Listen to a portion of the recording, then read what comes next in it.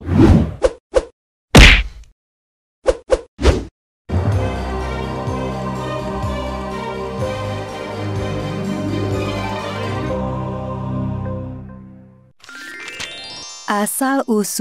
Kota Dumai. Kisah dari Provinsi Riau. Kota Dumai adalah salah satu kota penghasil minyak terbesar di Provinsi Riau. Awalnya, Dumai hanyalah sebuah dusun yang berubah menjadi desa. Dumai terus berkembang pesat hingga menjadi kecamatan di bawah Kabupaten Bengkalis. Dengan pesatnya perkembangan dan pembangunannya, tahun 1999 berubah menjadi Kota Dumai. Kota Dumai berada di pesisir pantai timur Sumatera yang menghadap ke arah selatan Malaka, yang merupakan salah satu lalu lintas pelayaran tersibuk di dunia. Konon ada sebuah legenda di Kota Dumai yang dikenal legenda Putri Tujuh. Legenda ini mengisahkan tentang asal mula nama Kota Dumai. Pada zaman dahulu kala, di daerah Dumai berdiri sebuah kerajaan bernama Seri Bunga Tanjung. Kerajaan ini diperintah oleh seorang ratu yang bernama Cik Sima. Ratu Cik Sima memiliki 7 orang putri yang cantik rupawan, yang dikenal dengan sebutan Putri Tujuh. Dari ke-7 putri tersebut, putri bungsulah yang paling cantik. Namanya Mayang Sari. Putri Mayang Sari memiliki keindahan tubuh yang sangat mempesona. Kulitnya lembut bagai sutra. Wajahnya elok berseri bagaikan bulan purnama. Bibirnya merah bagai delima. Alisnya bagai semut beriring. Rambutnya yang panjang dan ikal terurai bagai mayang. Karena itu, sang putri juga dikenal dengan sebutan Mayang Mengurai. Suatu hari, ke-7 putri itu sedang bermain di Lubuk Sarang Umai. Mereka asyik berendam dan bersenda gurau di sungai tersebut. Mereka tidak menyadari ada seseorang yang sedang mengamati mereka.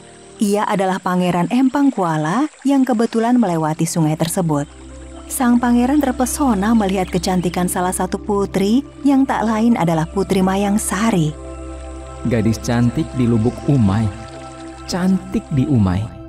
Ya, De Umai. Rupanya, sang pangeran jatuh cinta kepada sang Putri Mayang Sari. Pangeran pun berniat untuk meminangnya. Aku harus meminangnya. Gadis cantik itu harus menjadi istriku. Beberapa hari kemudian, sang pangeran mengirim utusan untuk meminang Putri Mayang Sari.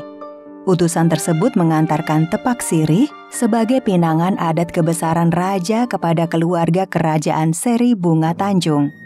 Pinangan itu pun disambut baik oleh Ratu Cik Sima. Sesuai adat yang berlaku di kerajaan Seri Bunga Tanjung, pihak perempuan harus memberi balasan pinangan dari Pangeran Empang Kuala. Kami datang kemari atas perintah Pangeran Empang dari kerajaan Empang Kuala.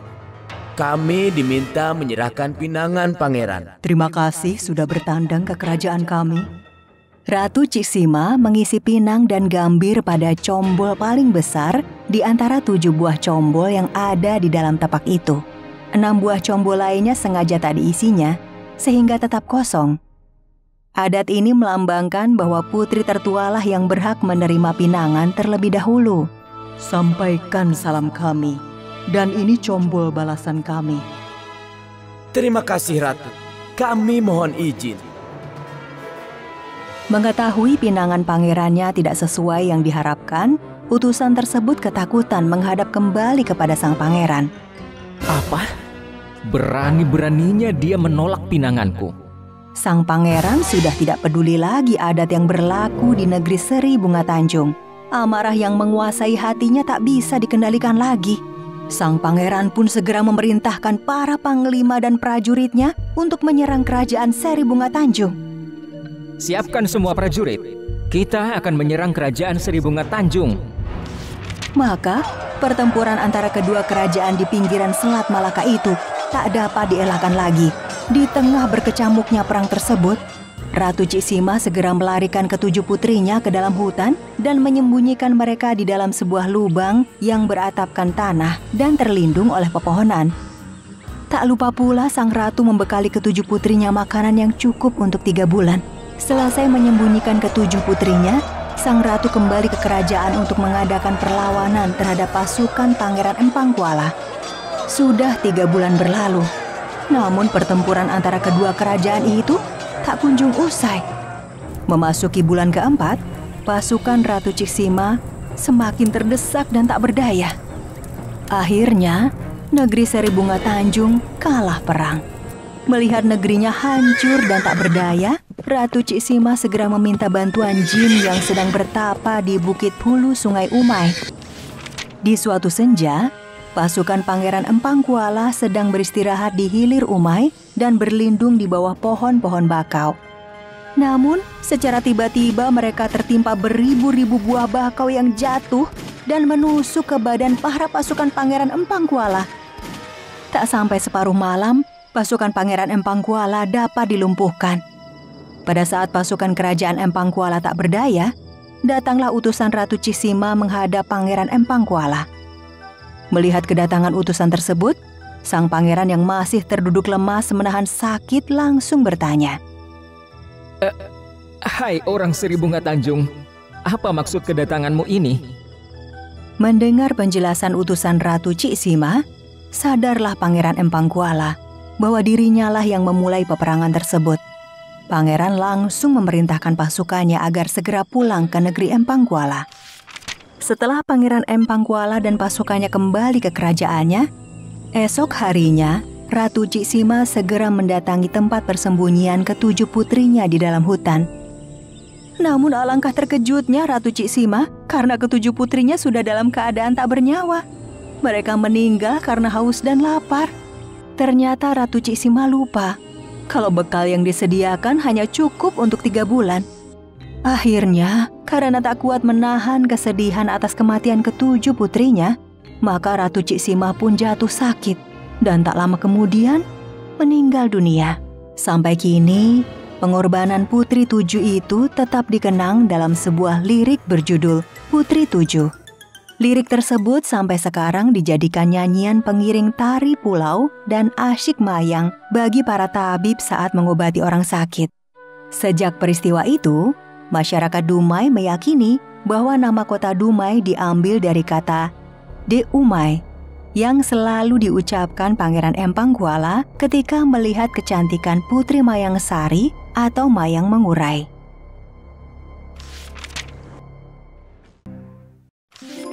Si Penggetah dan Burung Bayan, Riau. Pulau Sumatera merupakan salah satu pulau terbesar di Indonesia.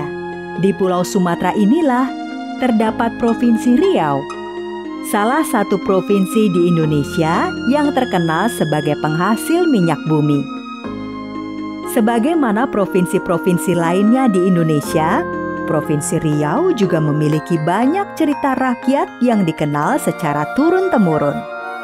Salah satu cerita tersebut adalah Si Penggetah dan Burung Bayan.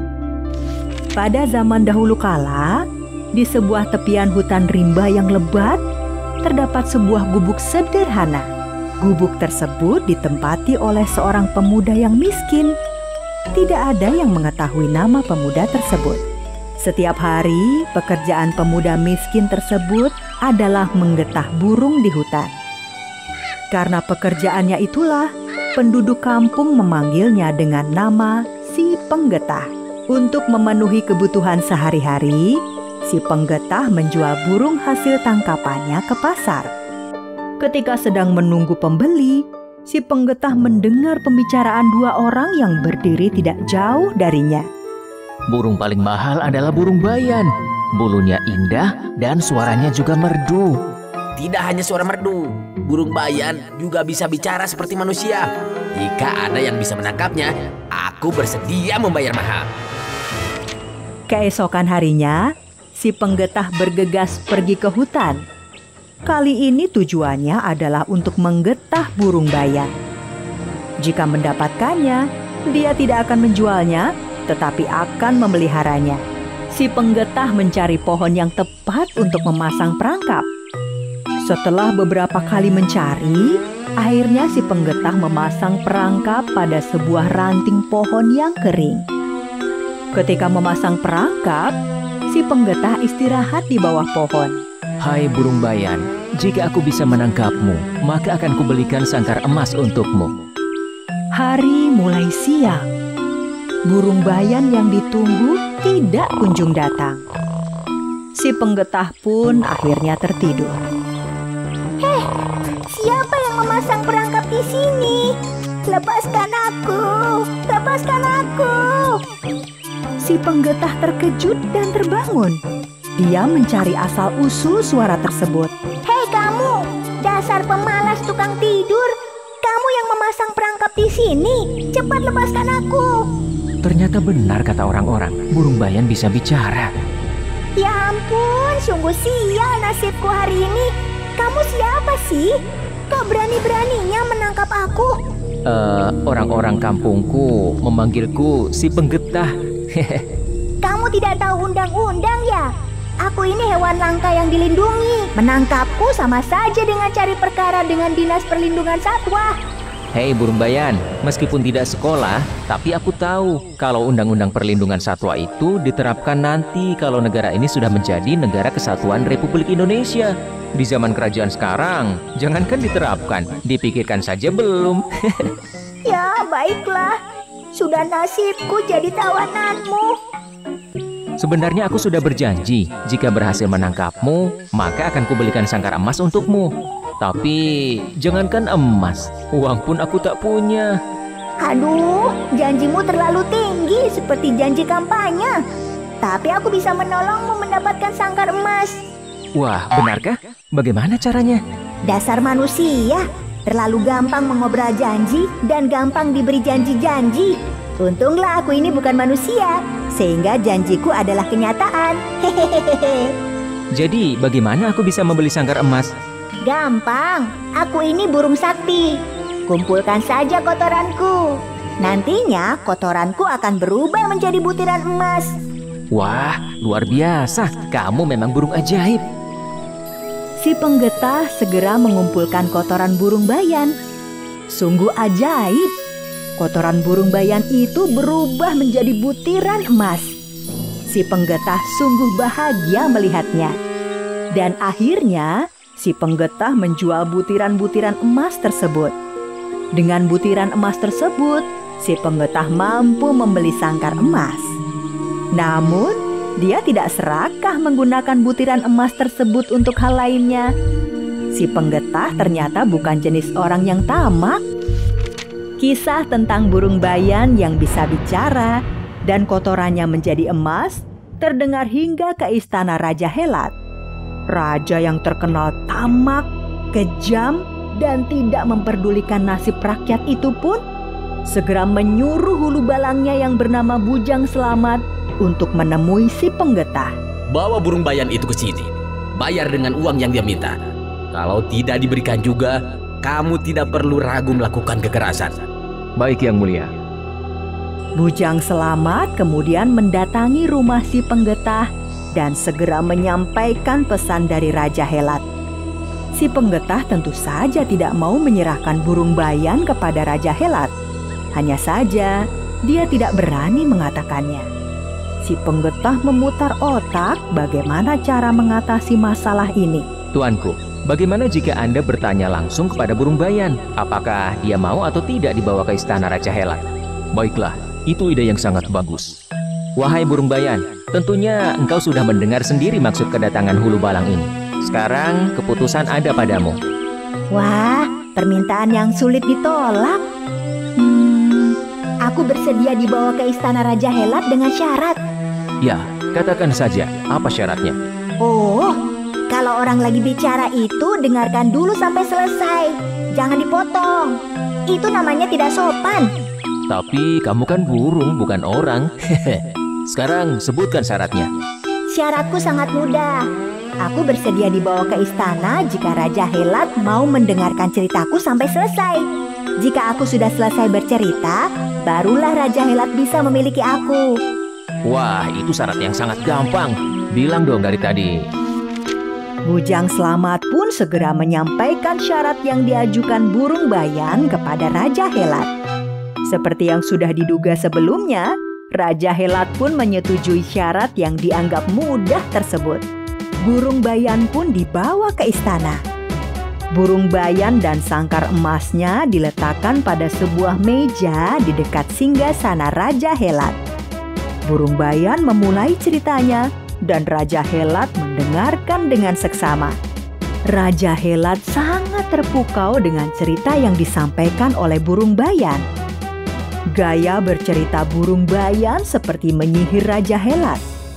Ketika Raja Helat sedang asyik dan penasaran mendengar cerita yang disampaikan Burung Bayan, tiba-tiba Burung Bayan menghentikan ceritanya. Wahai Burung Bayan yang pandai bercerita, kenapa engkau tiba-tiba menghentikan ceritamu? Hamba akan melanjutkan cerita jika Yang Mulia berkenan memberikan segantang emas, makanan dan minuman. Tiba-tiba saja Raja Helat terkejut bukan kepalang mendengar Burung Bayan meminta segantang emas.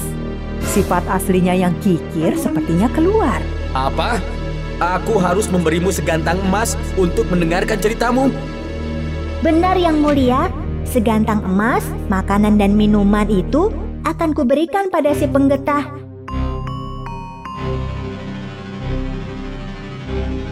Raja Helat seperti tidak percaya dengan syarat yang diminta oleh Burung Bayan. Ini seperti sesuai dengan perjanjian kita. Pemilik hamba saat ini adalah si penggetah. Jadi Yang Mulia membayar kepada pemilik hamba saat ini. Baiklah. Jumlah itu sangat kecil dibandingkan kekayaan. Hartaku tidak akan habis untuk membayar ceritamu. Lanjutkan ceritanya, wahai Burung Bayan. Setelah permintaannya dipenuhi, Burung Bayan melanjutkan ceritanya. Raja Helat semakin terpukau oleh cerita si Burung Bayan. Ketika Burung Bayan sibuk bercerita, si penggetah diam-diam keluar dari istana. Dia merasa apa yang baru saja diterimanya bukan haknya. Jadi, dia memberikan emas, makanan dan minuman kepada rakyat yang membutuhkan. Burung Bayan tidak hanya sekali meminta bayaran kepada Raja Helat, tetapi berkali-kali. Raja Helat yang terlanjur tersihir dengan cerita Burung Bayan, tanpa pikir panjang lagi langsung memberikan semua permintaan Burung Bayan. Akibatnya, gudang emas dan makanan menjadi kosong. Sedangkan si penggetah setiap hari membagikan emas dan makanan kepada rakyat miskin. Rakyat sangat berterima kasih kepada si penggetah yang baik hati. Berbeda dengan Raja Helat yang sudah tersihir oleh cerita Burung Bayan, si Bujang Selamat kebingungan memikirkan emas dan makanan istana yang sudah habis. Waduh, jika emas dan makanan habis, maka rakyat bisa melakukan pemberontakan ini. Tapi Raja Helat sudah... ini gara-gara si Burung Bayan. Aku harus menghabisi burung itu. Setelah emas dan makanan di istana habis, membuat rakyat akhirnya mengetahui bahwa raja ternyata hanya menumpuk harta untuk kepentingan pribadi. Rakyat pun bersatu untuk menggulingkan raja. Bukan hanya rakyat, banyak prajurit dan hulu balang istana yang tidak suka dengan sikap Raja Helat. Si penggetah pun ditunjuk untuk memimpin pemberontakan. Sedangkan di istana, Bujang Selamat yang geram dengan muslihat Burung Bayan mengendap-endap hendak menangkap Burung Bayan. Namun, tiba-tiba saja, Yang Mulia, lihat si Bujang mau membunuh hamba. Tolong Yang Mulia, tolong. Berani sekali kamu mengganggu si Burung Bayan. Kamu mau mencurinya dariku ya? Ampun Yang Mulia. Maksud hamba bukan seperti itu. Hei, suara apa itu? Berisik sekali. Hei, si penggetah miskin tak tahu diri. Apa yang kamu lakukan? Yang Mulia Raja Helat, tahukah Paduka bahwa emas dan makanan dari Paduka itu hamba berikan kepada rakyat? Yang Mulia selama ini ternyata raja yang abai terhadap rakyat. Dan lihat akibatnya, rakyat menginginkan Yang Mulia Raja Helat turun dari tahta sekarang juga. Raja Helat dan Bujang Selamat pun akhirnya dipenjara. Begitulah nasib raja yang melalaikan rakyatnya. Begitu pula Bujang Selamat, sebagai penasehat yang seharusnya mengingatkan ketika raja berbuat salah, bukan malah mendukung segala tindak tanduk raja yang keliru. Karena memiliki perhatian dan kepedulian kepada rakyat, seluruh rakyat dan hulu balang istana sepakat mengangkat si Penggetah sebagai raja yang baru. Sedangkan Burung Bayan diangkat menjadi penasehat raja. Hei Penggetah, enak saja kamu sudah jadi raja, tapi membiarkanku masih di dalam sangkar emas ini. Cepat keluarkan aku. Nah gitu dong, emang enak hidup di sangkar emas. Hehehe.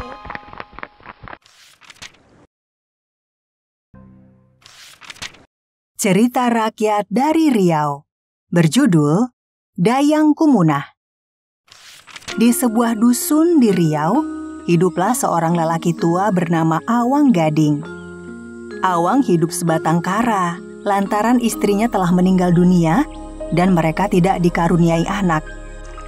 Keseharian Awang bekerja menangkap ikan di sungai yang penghasilannya tidak pasti setiap harinya. Terkadang, jika hasil tangkapannya cukup banyak, maka ia akan menukarkan hasil tangkapannya dengan beras di pasar. Hasil hari ini cukup banyak. Aku bisa menukar beras untuk makan hari ini. Meskipun hidupnya sederhana, Awang tidak pernah mengeluh. Ia selalu bersyukur setiap harinya. Pada suatu pagi, Awang memulai aktivitasnya dengan memancing di sungai. Sembari menunggu umpannya dimakan, ia berdendang. Na na na na, na na na na, du du du du. Namun, hari itu bukanlah hari keberuntungan Awang. Sedari tadi umpannya tidak dimakan oleh ikan. Bahkan saat hari sudah menjelang siang, Sepertinya tidak ada ikan yang kudapatkan hari ini. Sebaiknya aku pulang saja. Aku akan mencari ikan lagi besok. Awang pun mengemasi alat pancingnya dan bergegas untuk pulang. Saat baru berjalan pulang, Awang tiba-tiba mendengar suara bayi yang menangis. Suara bayi menangis? Dari mana asalnya? Suaranya di dekat sini. Awang mencari asal suara bayi tersebut. Ternyata suaranya di semak-semak yang letaknya tidak jauh dari sungai. Dan benar saja, di sana Awang melihat bayi perempuan yang masih merah tergeletak di bawah tanah. Namun di sana tidak ada seorang pun yang menjaga bayi itu. Hei bayi manis, mengapa kau di sini sendirian? Di mana orang tuamu? Alangkah malang nasibmu, nak. Awang Gading pun merasa iba. Akhirnya ia membawa pulang dan merawat bayi itu. Lebih baik kau ikut aku ke rumah daripada kau sendirian di tengah hutan. Awang Gading memberikan nama bayi itu Dayang Kumunah. Berita tentang Awang menemukan bayi di semak-semak itu tersebar hingga diketahui kepala dusun. Ia pun datang ke rumah Awang Gading. Bayi ini adalah titipan dari Raja Penghuni Sungai. Kaulah yang dipercaya. Maka rawatlah bayi ini dengan baik. Awang Gading pun sangat senang. Waktu berjalan sangat cepat. Dayang Kumunah tumbuh menjadi anak yang cantik jelita dan baik hatinya. Namun ada satu kekurangannya, yaitu Dayang Kumunah tidak pernah tertawa. Kabar kecantikan Dayang Kumunah diketahui banyak orang, hingga terdengar di telinga Awang Kuusop, seorang pemuda kaya dari dusun lain. Dayang Kumunah, kaulah wanita tercantik yang pernah aku temui. Maukah kau menikah denganku? Kita berdua akan hidup bahagia. Sejak pandangan pertama bertemu, Awang Kuusop langsung jatuh hati. Sebelum Kakanda menikahiku, Kanda harus tahu bahwa aku adalah penghuni sungai. Dunia kita berbeda. Namun jika Kanda bisa menerima aku apa adanya, aku mau menjadi istri Kanda. Benarkah yang kau katakan itu? Tidak apa-apa, aku tetap menerimamu apa adanya. Karena kau sangat cantik jelita. Semua itu tidak berpengaruh apapun terhadap rasa cintaku padamu. Satu lagi Kakanda, jangan pernah memintaku untuk tertawa. Karena aku tidak bisa dan tidak boleh melakukannya. Awang Kuusop pun setuju dengan persyaratan yang diberikan Dayang Kumunah. Setelah meminta restu, akhirnya mereka melangsungkan pernikahan yang meriah. Keduanya sangat berbahagia. Seluruh tamu undangan pun turut merasakannya. Setelah menjadi sepasang suami istri, beberapa tahun kemudian, Dayang Kumunah dan Awangku Usop telah dikaruniai 5 orang anak. Dayang menjadi istri dan ibu yang sangat baik. Namun di tengah kebahagiaan, ada satu kabar duka yang membuat Dayang Kumunah dirundung kesedihan, yaitu Awang Gading meninggal dunia. Ayah, meskipun kau hanyalah ayah angkatku, kau sudah teramat baik untukku. Maafkan aku.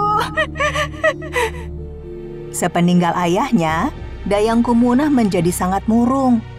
Biasanya memang ia tidak pernah tertawa, namun masih bisa tersenyum. Sedangkan sekarang, ia hanya memasang wajah yang datar. Awangku Usop pun merasa sedih setiap melihat istrinya terus murung. Aku tidak ingin ia terus bersedih. Aku sudah melakukan segala cara untuk membuat ia kembali tersenyum, tapi tidak ada yang bisa. Seiring berjalannya waktu, Dayang Kumunah mulai bisa merelakan kepergian Awang Gading dan melanjutkan kehidupan seperti biasanya. Aku tak apa, Kakanda. Aku sudah bisa merelakannya. Namun, Awangku Usop belum puas. Ia sekarang menjadi penasaran mengapa Dayang Kumunah tidak pernah tertawa. Pada suatu hari, anak bungsu mereka mulai bisa berjalan dengan sangat lucu. Ayo, terus nak, kau pasti bisa. Awangku Usop dan keempat anaknya terus menggoda si bungsu.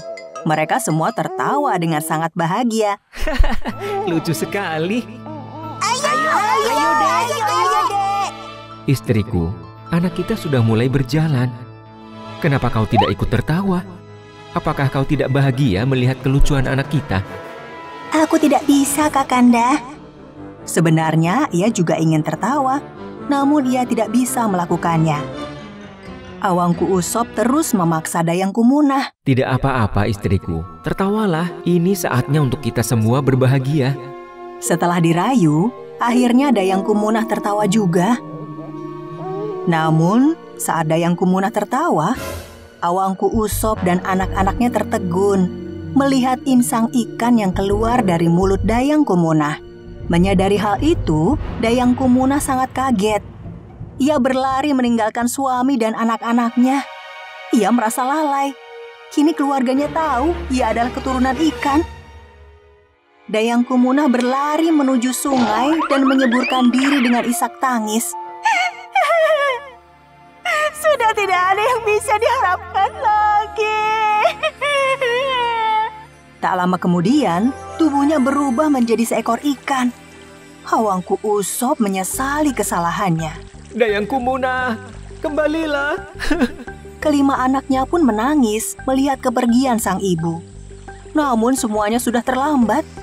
Dayang Kumunah telah menjadi ikan jelmaan. Tetapi Dayang Kumunah tetap menjadi ikan yang cantik. Kulitnya mengkilat tanpa sisik. Wajahnya cantik dan ekornya seperti sepasang kaki wanita yang bersilang. Masyarakat menyebutnya dengan ikan patin. Masyarakat Riau tidak mau menangkap ikan patin karena mereka percaya bahwa ikan patin merupakan jelmaan Dayang Kumunah yang masih kerabat mereka.